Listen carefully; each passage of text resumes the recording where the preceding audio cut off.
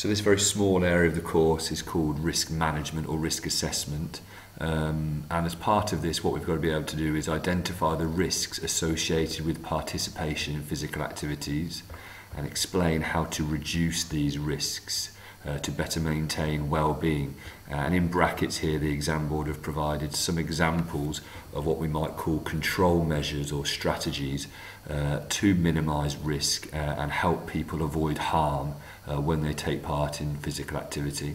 Just to give this some context, this is really relevant and contemporary because we do live in this no-win, no-fee culture or society where anybody responsible for physical activity, either leading it or managing it, is susceptible to legal action if they haven't gone through the correct measures to manage risk and to maintain safety. Whenever we're talking about risks or hazards, we talk about maybe three categories. So people hazards, so circumstances in which human beings can serve as a hazard through their behaviours. Equipment hazards, so where tangible items of equipment might be hazardous or dangerous, and I've given the example of a cricket ball here. And maybe environmental hazards, so that can be to do with temperature or conditions or facilities, I suppose. So we'll work through a few examples first of all of scenarios that anybody going into the sports industry should be able to look at, identify the potential hazards and suggest control measures that are in place. So in this gym environment here, there's obviously various hazards that we need to be able to identify and possibly diagnose some control measures that the people at the gym might want to consider. So there's a high volume of people arguably in this gym at present, and if they've been insufficiently trained or not experienced an induction, then they can serve as people hazards to themselves and to each other. For instance, if this man here has not been effectively coached or supported by a fitness instructor how to bench press properly, then he can do himself a lot of harm and cause injury for both himself and possibly the people around him. So other ways that people can be hazards here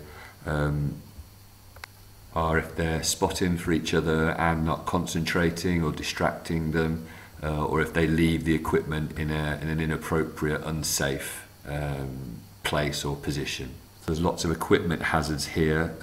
All of this very heavy resistance equipment is all very dangerous and potentially life-threatening if not used properly.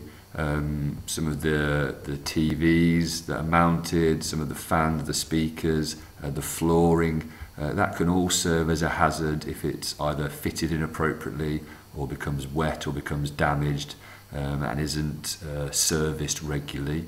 The environment hazards then here, that this is an enclosed space, so if it becomes too hot, then the people enclosed within it are susceptible to hyperthermia, so getting too hot, overheating, maybe heat exhaustion, and equally in the winter if there's not suitable heating, then if it becomes too cold, then they might experience hypothermia where they become too cold. So thinking about that, we need to consider what things should the gym enforce or do to make sure that it's as safe as it possibly can be and they don't get a phone call from Claims Direct. So the things that they do is obviously they provide lots of supervision, so you can see these fitness instructors clearly in evidence.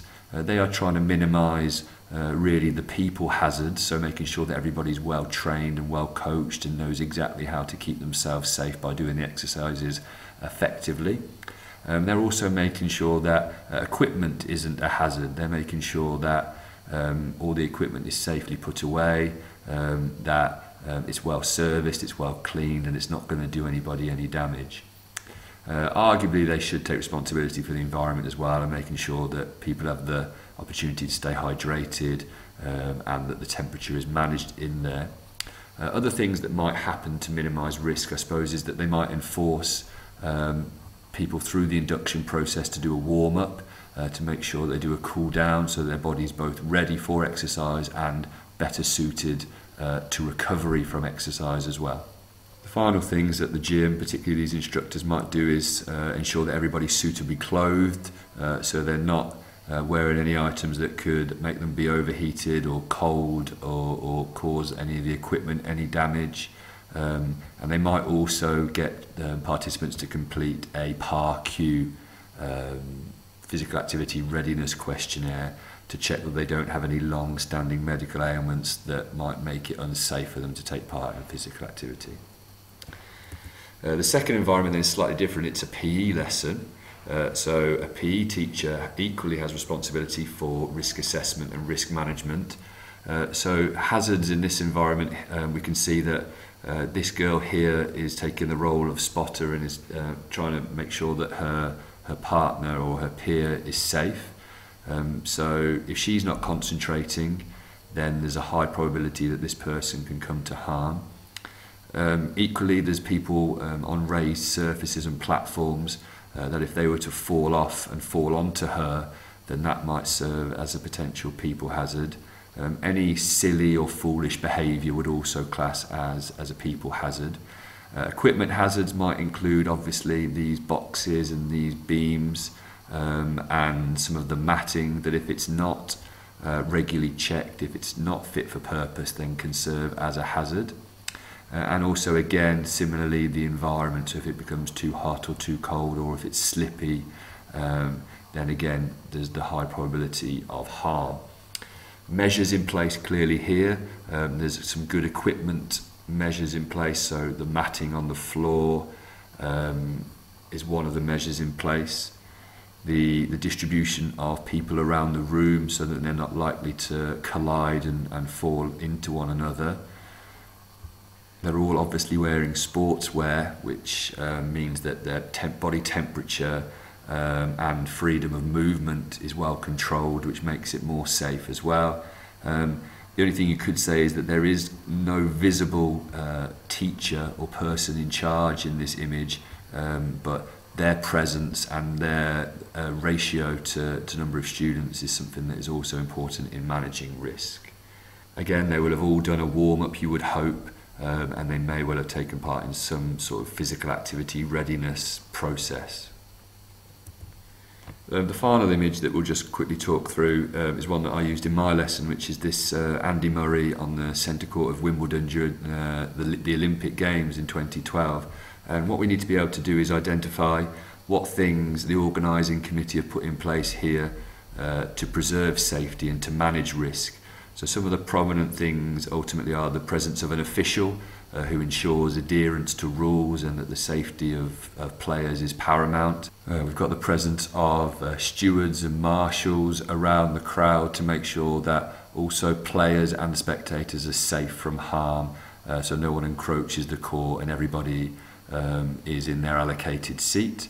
There's a provision of a roof to protect players and spectators from adverse weather conditions or the environment. We've got ball boys present to manage any equipment hazards, so any stray balls that might be on the ground that could cause a tripping hazard. The players are suitably clothed, so they're wearing shorts and t-shirts so that they can manage their body temperature, and they're wearing sweatbands. Their rackets are light and carbon fibre or titanium to make sure that there's no hazard there as well. The surface is dry and is well protected from the weather, and it's cut short to make sure that that doesn't serve as a hazard.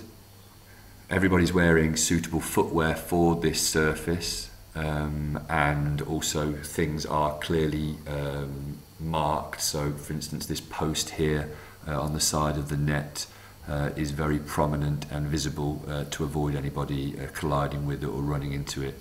The net itself is on a reduced tension as well, so should any players collide with it, then they won't come to any harm. This is just a real quick snapshot of the things that are in place in all sporting environments that all agencies and governing bodies have to take responsibility for, and clubs and schools, to make sure that whenever somebody is being involved in physical activity or sport, that risk is well managed. The one that I just really wanted to quickly dwell on, because there has been some past paper material and some past questions asked specifically about one of these areas of risk management, and that is a warm-up. So if we use the Andy Murray example, that 30 minutes possibly prior to the still image that you just saw, we would anticipate that Andy Murray would go through a very structured, rigorous warm-up process. And we need to be able to know what those 4 phases of a warm-up are and what the responsibility and function of each of those phases is. So he might start off with his coach doing some continuous moderate intensity activity. So traditionally most of us will do that in some sort of pulse raising activity where we might run around a certain area. In this case he's doing it some sort of shuttle runs against a resistance to be a bit more specific to his activity. But any activity longer than maybe 5 to 6 minutes where we can elevate our heart rate to distribute blood to the working muscles, to increase muscle temperature, is ideal. We've used in lessons the pasta analogy. Lots of people will start stretching and flexing as the first phase of their warm-up before they've increased the temperature of their muscles. And just like raw pasta, if we try and flex raw pasta before it's been increased in temperature or boiled, then it will just snap, much like your muscles will. So it's really important that we do metaphorically boil our muscles, we do increase their temperature through this continuous moderate intensity activity in the first phase of our warm-up.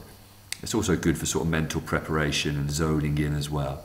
The second part would be some dynamic or some ballistic stretching. This might be lunging, squatting, shoulder rotations, whatever that might be. In this case, Andy Murray is again using resistance through cables and through pulley systems just to increase the range of movement at his joints. So to try and mobilise those joints, particularly for him it would be the shoulder and the hip and the elbow probably, so that flexibility is at its greatest, not only to reduce injury but to also make power output higher as well.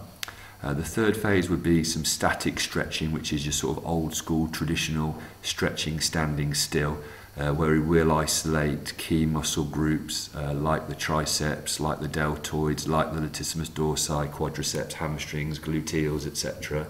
And hold those stretches for about 10 to 12 seconds just to finally increase their range of movement to make sure that injury is less likely. Obviously he's going to be moving and throwing himself around. And then the final part of a warm-up is some core skill practices. So he might, as you will see at Wimbledon, execute a series of serves or ground strokes, so that there is that mental preparation, so that he is developing what we might call a kinesthetic feel for skills, so that he is developing his confidence levels and suitably preparing himself for his physical activity and that first set. So just to go back to this slide as a final summary really, that if you appreciate how sport is rich in risks and hazards, and you're able to identify in your chosen activity or in a range of activities what things might serve as hazards using these 3 categories, and you know that anybody responsible for physical activity should consider all of these things, so making sure that they warm up appropriately and cool down, that equipment is checked and well serviced and well looked after, that anybody who's going to be doing anything strenuous is prepared and ready for it through that questionnaire process, that we take part in balanced competition, so we don't have a heavyweight boxer competing against a flyweight boxer, or we don't normally have males versus females, or a 25-year-old competing against a 15-year-old.